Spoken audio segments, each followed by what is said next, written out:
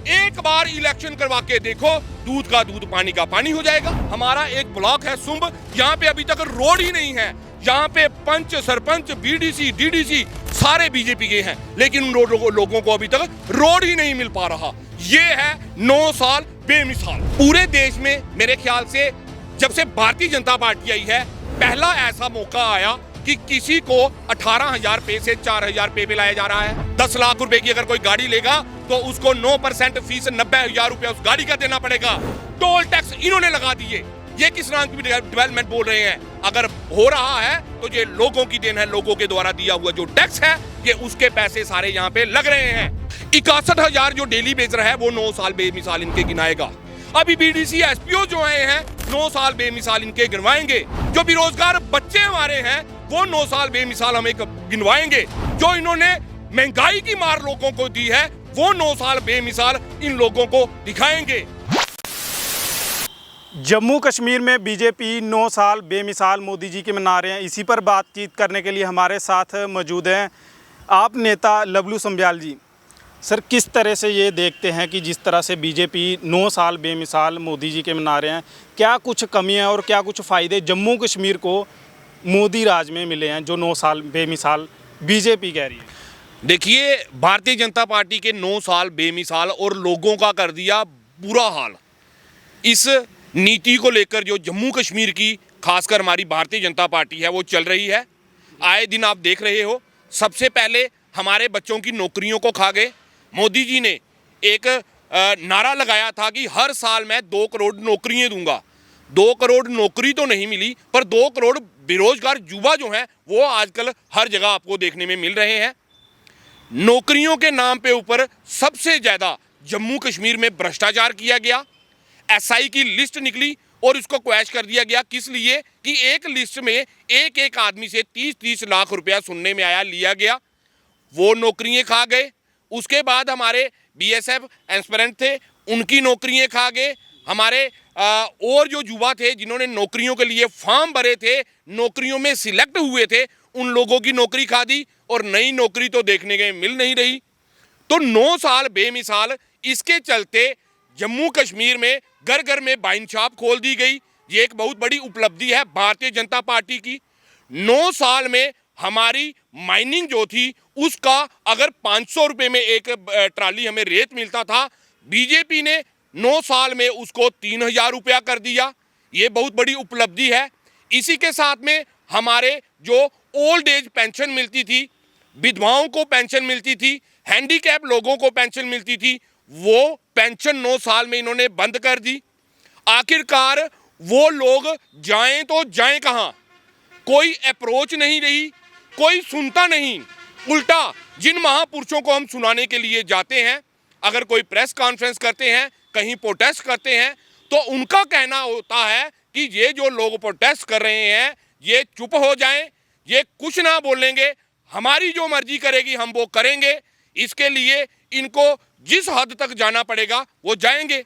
अब तो बीजेपी घर घर जाकर अपना कार्ड दिखा रही है और कह रही है कि 9 साल बेमिसाल रहे हैं मोदी जी के, जिसमें वो बीजेपुर में जो एम्स बनने जा रहा है वो भी है और सड़कों के जाल बिछाए। आपको ये जो एम्स है ये बीजेपी कदे ना बोले कि ये बीजेपी की देन है, ये हमारे जम्मू के लोगों की देन है। इन्होंने एम्स जो है वो श्रीनगर में दिया था। यहाँ पे बड़ा प्रोटेस्ट, बड़ी एजिटेशन करने के बाद एम्स हॉस्पिटल हमें मिला है। इसलिए ये आए दिन वहां पे जाकर रोज कभी फूल चढ़ा रहे हैं, कभी ये वाला प्रोग्राम कर रहे हैं, कभी वो वाला प्रोग्राम है। एम्स इन लोगों ने नहीं दिया, हमारे लोगों ने यहाँ पे बड़ी एजिटेशन करके एम्स जो है वो जम्मू के लिए लाया है।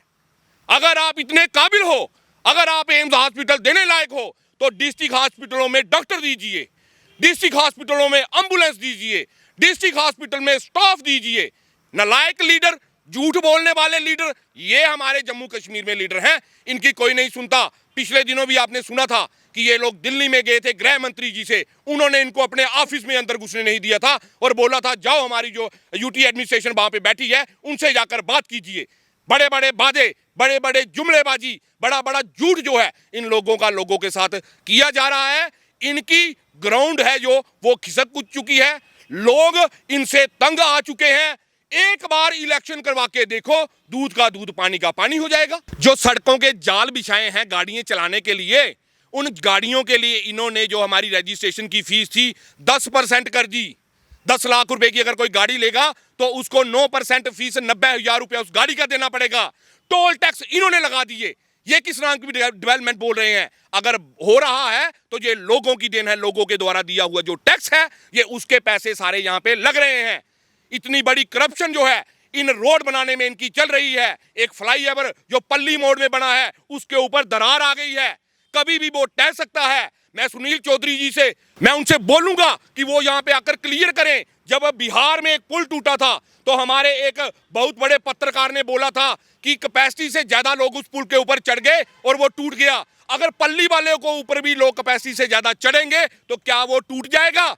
सांबा में जो इन्होंने फ्लाईओवर बनाया है, फ्लाईओवर पहले साइड से वहां से पानी टपकता था, आज बीच पिलर में से उसके पानी टपक रहा है।